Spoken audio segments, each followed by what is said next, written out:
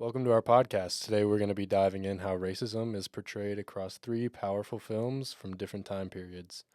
Candyman from 1992, The Butler 2013, and Get Out from 2017. Each of these movies tells a unique story, but they all shed light on the different ways that racism has shaped the black experience in America. From supernatural horror to historical drama and psychological thrillers, these films explore how racism can be personal, institutional, and even hidden beneath the surface. In this episode, we'll break down the messages behind each movie, how they approach racial themes, and talk about what makes these portrayals so impactful in their own time. I'm Kenyon Reedford. I'm Mehek Sidhu. And I'm Ava Brown. Starting off with Candyman, 1992. Candyman was directed by Bernard Rose. It's a supernatural horror film set in Chicago. It follows a graduate student named Helen Lyle who is researching urban legends for her thesis. She wants to learn more about the myth of Candyman, a hook-handed spirit who appears if you say his name 5 times in a mirror. As she investigates further, she's drawn to the Cabrini Green, a housing project, a low-income, predominantly black community where the legend is deeply rooted. So going into a little bit of the inspiration behind Candyman, after doing a bit of research on Bernard Rose, I found that the movie was actually based off of a short story called The Forbidden by Clive Barker, which also referenced urban legends in his own hometown of Liverpool, England. The film also includes the origin story of Candyman himself, which is not always seen in horror films. He was originally the son of a formerly enslaved man who became wealthy after the Civil War by inventing a machine that mass-produced shoes. With his wealth, Candyman was able to receive an excellent education and became a well-known painter, especially sought after for his portraits. He was eventually commissioned by a wealthy white family to paint their daughter. However, the young woman and Candyman fell in love and she became pregnant. When her and her father found out, he was furious. During this time, there was, of course, a lot of segregation and racism at the forefront of American society, so he hired a lynch mob to hunt down Candyman. They cut off his right hand with a rusty saw, then they broke a beehive over his body and smeared him with the honeycomb, causing the bees to sting him to death. Finally, they burned his body and scattered his ashes over the land where Cabrini Green housing projects were eventually built. This brutal and racially motivated murder turned him into a revengeful spirit tied to the pain and injustice of his death. He becomes a myth whispered among residents, particularly in the black communities, as both a warning and a reflection of their trauma. So with that being said, the horror in Candyman doesn't just come from the supernatural, but from the real-world consequences of racism and historical violence. The movie explores racism through both its backstory and its setting. As Candyman's origin is deeply rooted in racial violence, he was lynched for crossing the boundaries of interracial love, which ties horror to the character directly to the legacy of racism and white supremacy. The movie also uses Cabrini Green to shed light on how systemic racism isolates and demonizes poor black communities. As journalist Angelica Jade Bastine notes in her article for Vulture magazine, the film uses, quote, Cabrini Green not just to invoke fear, but to show how black communities are abandoned by the system and then demonized by society.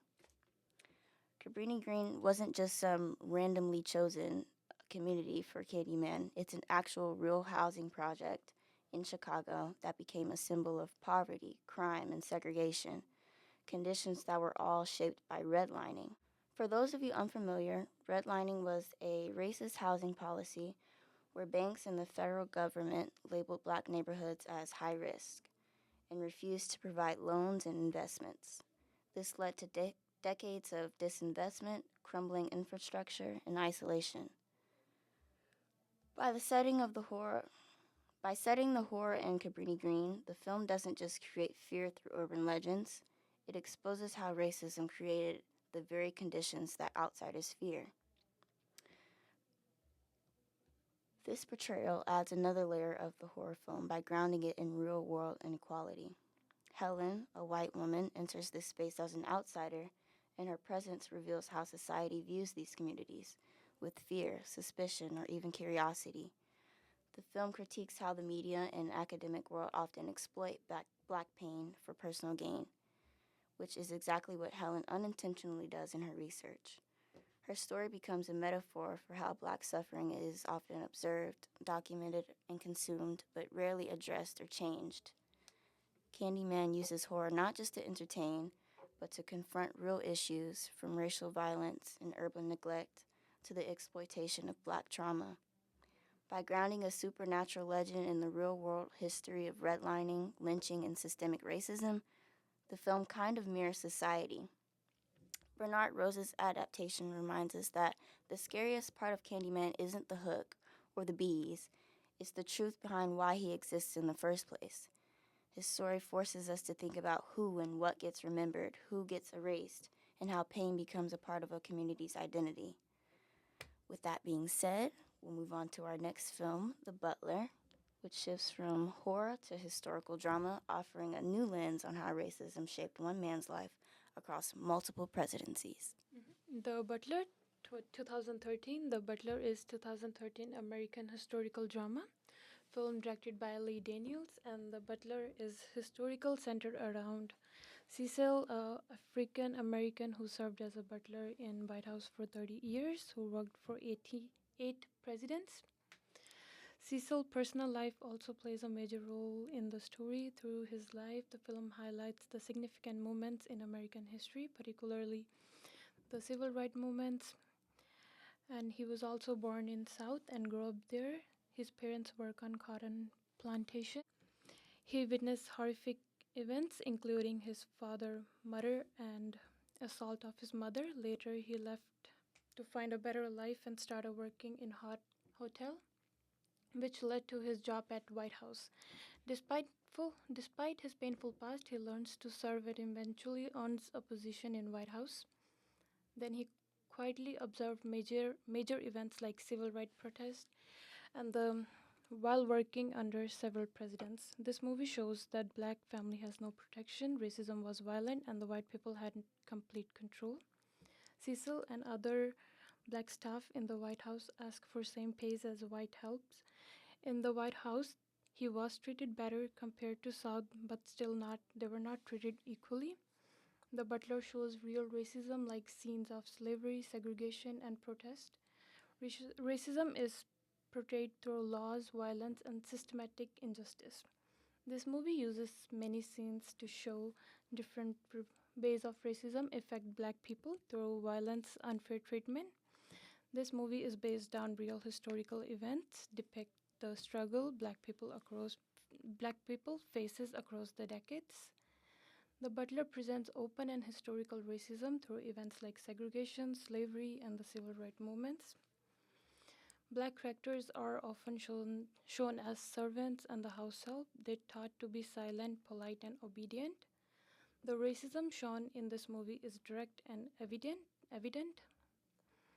Cecil lived to see the first black president elected, and the film ends with the Cecil emotional meeting with President Barack Obama, marking how far the nation has come. And The Butler is a powerful story of growth and the silent strength of those who help shape the history behind the scenes.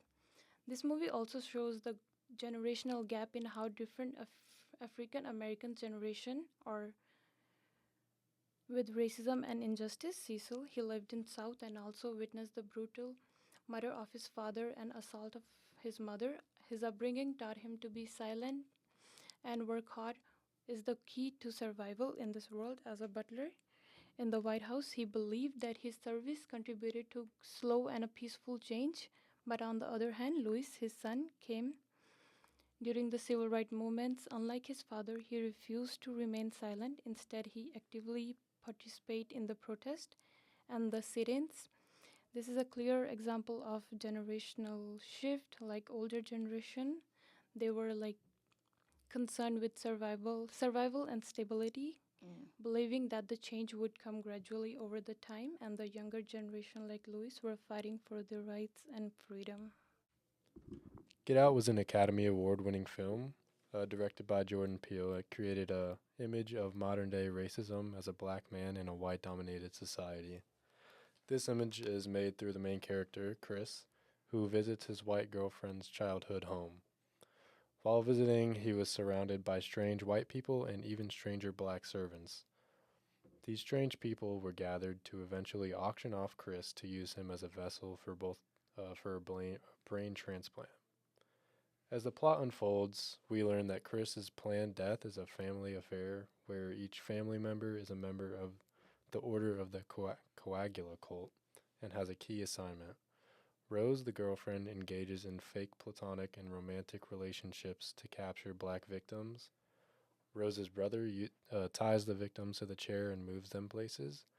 Rose's mother hypnotizes the victim to keep them in the sunken place, and Rose's father performs the brain transplant. If you guys don't know, the coagula is a basic brain transplant where black victims are rendered passengers in their own bodies so that white inhabitants can obtain physical advantages and immortality. The black victims are auctioned off, murdered, and implant the brain of a white person into the body of the victim. Some scenes of racism and metaphors were broken down by the author Isaiah Lavender III in his article Getting All of It on Jordan Peele's Get Out Political Horror. The metaphors of systemic racism and appropriation fit into the film's plot of murder and appropriation of black bodies to benefit wealthy white people. One of the metaphors that Peele uses is the sunken place as a metaphor of suppressing the freedom of black individuals. This occurs after hypnosis, which is the sunken place, and will ultimately sending one into the sunken place where they are stuck and can't move or be heard. This shows a level of diversity and anti-racism shown in the modern world. Different metaphors were shown by the people to Chris, for example, Dean culturally appropriating having black servants, voting for Obama, and his father losing a race to Jesse Owens. The other visitors stereotyping Chris on his physical attributes and strength is also a metaphor shown in the movie. The main message that Get Out portrays is that racism is seen all around the world still, but is more hidden than ever before. Certain ways of hidden racism can be expressed through these metaphors shown in Get Out. The theme is approached by powerfully translating real-world horrors of racism onto the silver screen with its utilization of speculative motives to produce a sense of dread in the viewing audience, making them feel afraid through imagery, sound, and dialogue.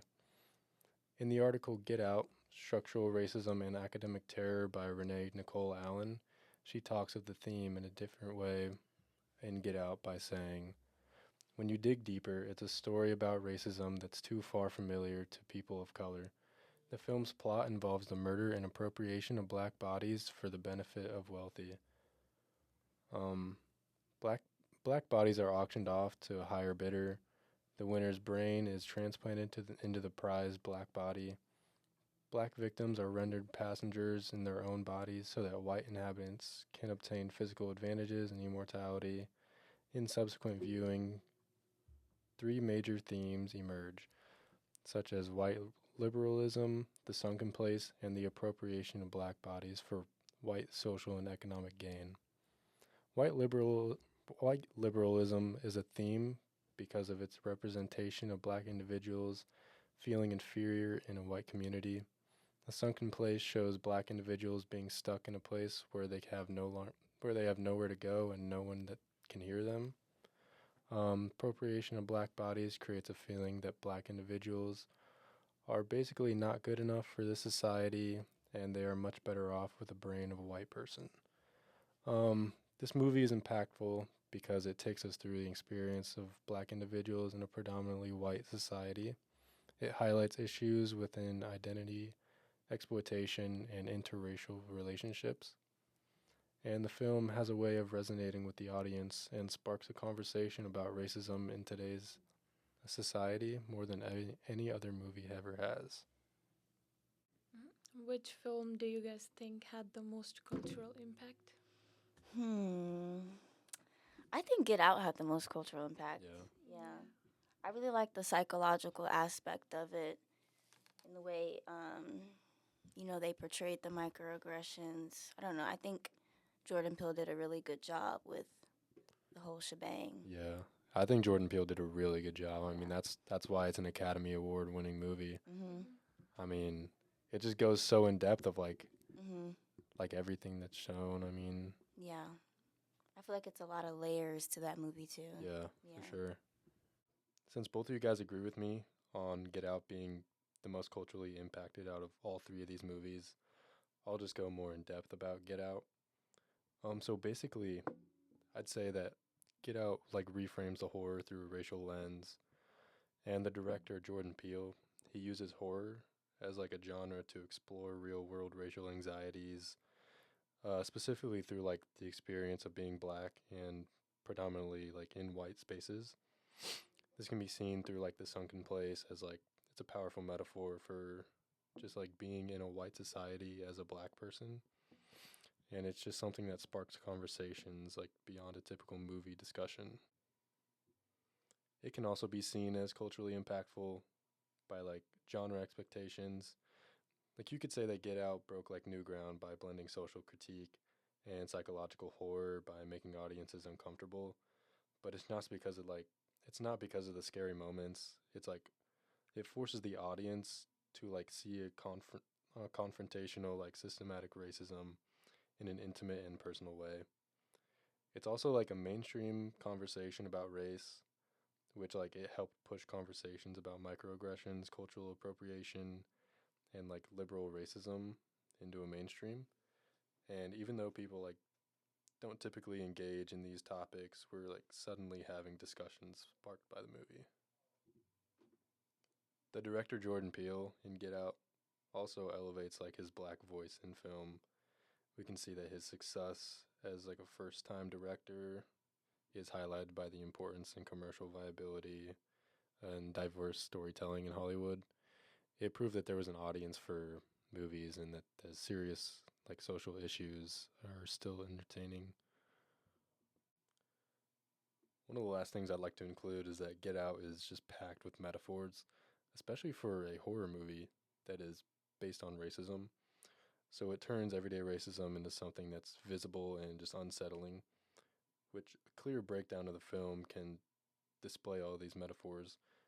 The best metaphor, in my personal opinion, is the sunken place, which is when Chris is hypnotized and he falls into that sunken place. It displays someone who is black and they basically just lose control over their whole body, but they remain fully aware, which it represents someone who is silenced and just has absolutely no power in a society. The second one I'd like to include is the Armitage family. They basically represent liberal racism, and that a family isn't like openly hostile to a certain person, although it like highlights racism that isn't violent or hateful, but behind closed doors, they are not polite, they're not accepted. Uh, they just they just objectify and exploit. And the third thing I like to include is the auction, which happened when there was a silent auction for Chris's body. It basically mirrors the history of slavery and the ongoing objectification of black bodies in modern culture.